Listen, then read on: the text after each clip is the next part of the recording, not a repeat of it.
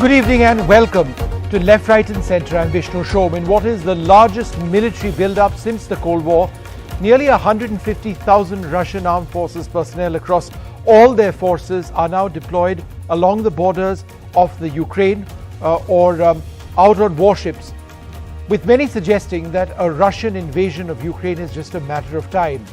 Now, Russia disputes this and maintains that for now it has no plans of invading, while Washington, it appears, is fairly certain that Moscow will make a move, perhaps in days. In Kiev, in the Ukraine, it's life as usual, with a sense of disbelief at the prospect of Russian soldiers overrunning the country. For President Vladimir Putin of Russia, this is all about reclaiming the strategic space that his country lost with the end of the Cold War, while for the United States and its NATO allies, the prospect of an expansionist Russia could mark a dangerous return to a Cold War-like reality. On this show, some of the finest analysts from around the world, people who've served in the region, who study the area very, very closely, looking at what is perhaps the gravest international crisis that the world presently faces. But first, let's bring for you a handful of satellite images collected over the last couple of days, which give you an idea of what we are talking about. Firstly, in this image, the two areas that you see, one in purple and one in brown, are areas which Russia has forcibly taken possession of in the Crimea in 2014, or the Donetsk area further to the east, where a Russian-backed militia appears to have gained the upper hand quite decisively. And Russia, as part of its build-up, is building up in these areas as well. But the areas that you now see on the top of your map, in fact, is one of the areas where we will show you a satellite image from, collected from Maxar. This is the image of a huge build-up of Russian armored personnel carriers and other vehicles not too far from the northern border with the Ukraine. This is the Richitsa area. The second area is near an airfield, and let's just bring you an image of that. This is from a couple of days back. As you can see over there, tents and tanks and armored personnel carriers are being positioned over here ahead of a potential offensive move against the Ukraine.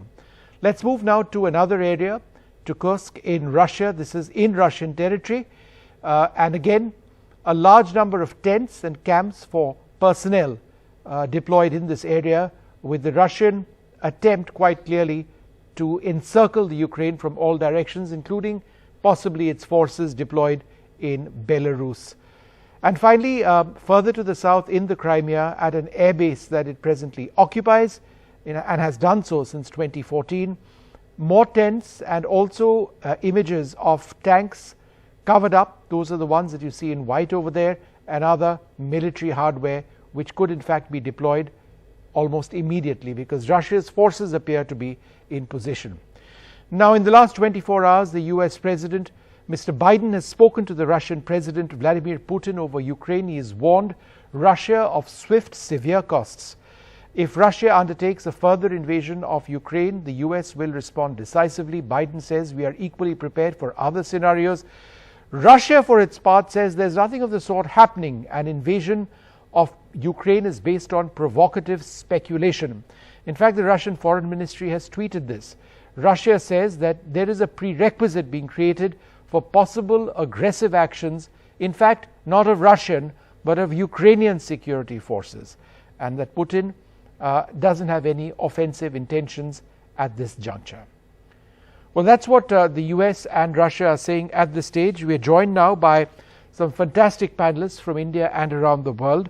Ruslan Botnik is Director of Ukrainian Institute of Politics. Ian Kelly has been a former diplomat who served as the US Ambassador to Georgia till 2018. Ambassador Vishnu Prakash joins us over here from Delhi, as does Brahma Chelani, the Strategic Affairs Editor, expert, and Ajay Bhuttaria, a key part of President Joe Biden's team. I'd like to thank you all very much for being with us. Mr. Botnik, let me come to you first. Do you believe what the reports coming out of the West, coming out of Washington, and the statements from Washington itself that an attack on Ukraine is now imminent? It could be just a few days away. Hello, colleagues. Thank you for this possibility to talk about the Ukrainian side for this situation. Ukrainian government and most part of Ukrainian experts don't believe in Russian intervention in nearest days or even in nearest weeks. Because, of course, many Russian war troops are around Ukrainian borders, but these troops is not enough for the intervention in Ukraine. Ukrainian army is now, for nowadays, is much bigger than Russian troops around Ukrainian borders.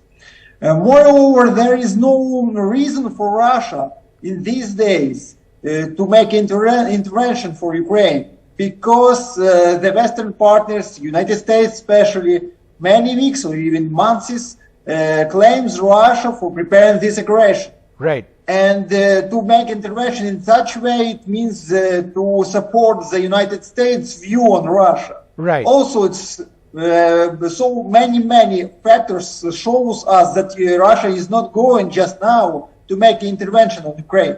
Okay.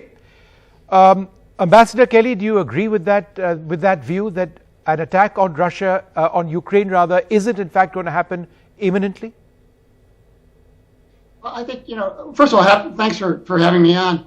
I think that the U.S. and its allies have learned not to necessarily listen to what Putin says, but watch what he's doing. Because I think if you look at the disposition of forces, he has exactly all of the elements that an army and air force would need to carry out an invasion of Ukraine. I do agree. I think it's highly unlikely that the Russians would roll over all of Ukraine. But if you, judging by some of their rhetoric about Ukraine, about some of their concerns about the direction Ukraine is taking towards the West, I think that the Biden administration is prudent to fear an attempt to try and overthrow the present government. At least, I don't see Putin standing down a second time and withdrawing 130,000 troops. Remember, he did this last April as well, and withdrew. So we have to plan for the worst, I think. Yep. Ajay Bhutoria, some would suggest that there's a disinformation campaign happening at all sorts of levels. On the one hand, you've got the US leaking intelligence information for the first time to the media, saying that, look, Russia is going to be attacking on Wednesday. That makes an attack like that on that particular date to be quite improbable. On the other hand, you've got Russia saying in tweets from their foreign ministry that nothing of the sort is actually going to happen, and yet they've got their soldiers deployed in these huge numbers, Air Force, Army, Navy. Why does the US at this juncture continue to believe that an attack can actually happen in weeks? Because the Ukrainians don't seem to believe that at all. So let's step back and look at my personal analysis. Ukraine went through two revolutions in 2005 and 2014, both times rejecting Russia's supremacy and seeking a path to join European Union and NATO alliances. Putin is particularly enraged by the prospect of NATO bases next to his border and says that Ukraine joining the US-led transatlantic alliances would mark the crossing of a red line. Putin is seeking security guarantees from the United States and NATO, that including blocking Ukraine's entry into NATO and refraining, and which is not going to happen because Ukraine is a free country and it's welcome to join NATO alliance as it needs to support its own security. And as for the information sharing, the administration has shared that in the media clearly that they will clearly be sharing the available information to make sure that Putin's aggressive plans are shared and made public as needed. Okay. And so there is a clear all efforts for diplomacies are out there, but at the same time, as the ambassador said, that we are prepared for the worst. Okay, Ambassador Vishnu Prakash, India, would you agree that India is playing a tight diplomatic balancing act On the one hand, we maintain extremely close relations with the Ukraine, but obviously Russia is one of our closest allies. Therefore, what exactly is New Delhi's position? And let's never forget that we are also extremely close to the United States. Well, good evening, Vishnu, and nice to be on the program with you. For India, it's a diplomatic challenge. This is not a situation that we would have wanted, especially with China breathing down our neck. And the quasi-Russo-Chinese alliance is something which is not very good news either for India or for many other countries. Now, we have historically had a very good relationship with Russia. Our relationship, as you said, with the USA has been transformed. And it is in our strategic interest to maintain both these relations, but that is becoming a challenge. And the way Sino-Russian partnership is developing, Russia may be called upon to choose, and that poses a difficulty. If that happens, India's dependence on US becomes much more and reduces India's elbow space. Mm-hmm. So we have challenges. It is not something that we want. The situation is can be handled. I'm not saying that a conflict will happen or not happen. It's not possible to predict that. But the way to handle it is good old diplomacy, quiet negotiations, no threats, but to some kind of a strategic accommodation. And for that, you need to talk. For that, you need dialogue. But somehow there is a drumbeat that is going on, and Russia, as I see it, I've been posted to Russia, Soviet Union, I've been following it. They are unhappy at Ukraine going out of their ambit, but they no longer want, as far as I can make out, to absorb or conquer Ukraine. All they want is that their security interests should be respected, which is, I think, a legitimate interest. Okay. Dr. Brahma Chelani, at one level, do you believe that Vladimir Putin finds himself in a bit of a hole at this juncture? He's forward deployed his soldiers, perhaps expecting the West to respond with a clear guarantee that Ukraine will never be admitted into NATO. That's not forthcoming. The rhetoric from America continues. And so he has to sort of play to his domestic constituency as well. There's also this thought that he wants to carve out a role for himself in history. And therefore, what can he at this juncture actually do? Do you actually see him withdrawing all his forces?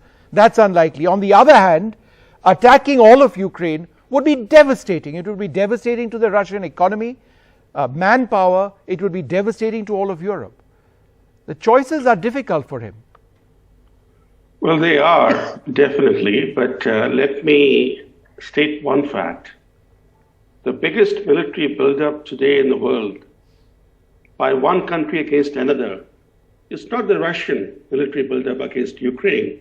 It's China's military buildup against India. Mm-hmm. That there are no drumbeats of war from India. Right. India is handling China's threat to unleash war in a cool manner. But look at this. Look at the drumbeats of war from Washington about a country that the Biden administration has said very clearly that they will not directly come to Ukraine's defense. Right. And yet, today, the main tensions are between Washington and Moscow. Yep. This brings me to one other issue, which is that American power, the future of American power will be determined not in Europe, but in the Indo-Pacific. Mm-hmm. So this confrontation with Russia over NATO forward policy and with Ukraine becoming a flashpoint is the distraction for the US. China is seeking to supplant the US as the preeminent global power, mm-hmm. while Russia's focus is on its security concerns in its neighborhood. So we have global ambitions on one side versus regional ambitions of Russia. And yet by getting fixated on Russia, yep, the US risks accelerating its strategic overreach. Right. So it has to have its goals in a more realistic framework, right, so that it does not get drawn into a bigger conflict with Russia. Right. To answer your question, there's a best outcome possible from this crisis and a worst outcome. The best outcome would be reaching a compromise so that Ukraine is not annexed or invaded by Russia. And the US can also avert further overstretching its capabilities and resources by getting more entangled in European security. And the worst outcome? And the worst outcome for the US from the current crisis would be a strengthened China-Russia axis. That will compound the American strategic overstretch. It will worsen India's strategic and security challenges, and will be terrible for international security. Yeah. Ambassador Kelly, would you like to respond to that? There is no immediate prospect in any case of Ukraine being admitted into the NATO fold. Nobody has really spoken about it other than in very broad terms. This being the case, it almost does seem, as Brahmachalani suggests, that Ukraine is a third party to a conflict or a war of words between Washington and Moscow, whereas it faces the real prospect of war on its soil. Yeah, I think Brahma makes some very good points, and I do think that the Biden administration is indeed focused on dealing with the prospect or the threat of an expansionist China, and that's precisely why Secretary Blinken met with the leaders of what we call the Quad, which of course includes India. I would like to highlight one thing. This is not just a Washington versus Moscow standoff. This is the NATO alliance really united more at any time since the Cold War. I think European countries are equally interested in not having the terrible tragic consequences of a land war in Europe. So that's one thing. The other thing is keep in mind that our support is political and economic. When I'm talking about Ukraine, there's no question of the United States getting involved in a conflict in Ukraine. But it is important, I think, most of all, that the principle of the right of every nation to choose its own orientation be reinforced and not negotiated away, that great powers cannot dictate the policy of smaller powers. Right. And that's what we're trying to defend here, not only the U.S., but really all of Europe as well. Ruslan Botnik, on the ground in Kiev, how is it since 2014, or perhaps even earlier, been this constant state of no war and no peace? So what you're actually seeing now is a continuation of the same.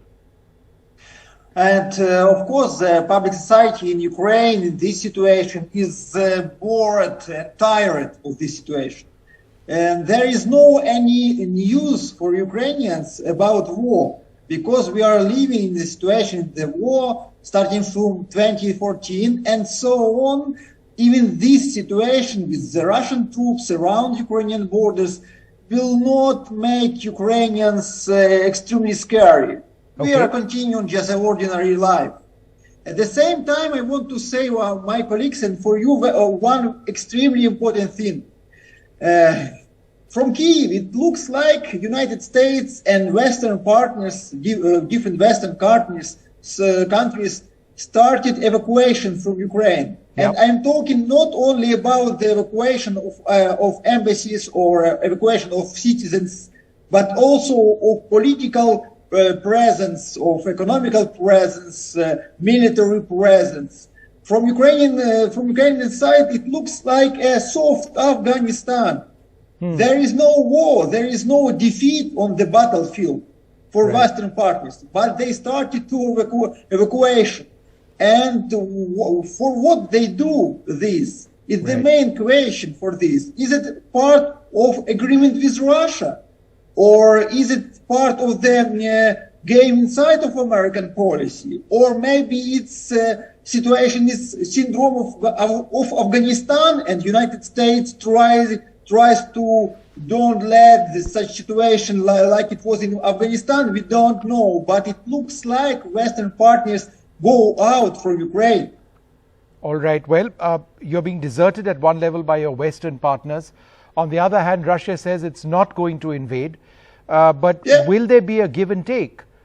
Will there be some sort of American statement which actually protects the lives of tens of thousands of Ukrainian citizens by making it clear that, look, this is the compromise which can be achieved, as Ambassador Prakash was saying. There has to be a give and take process.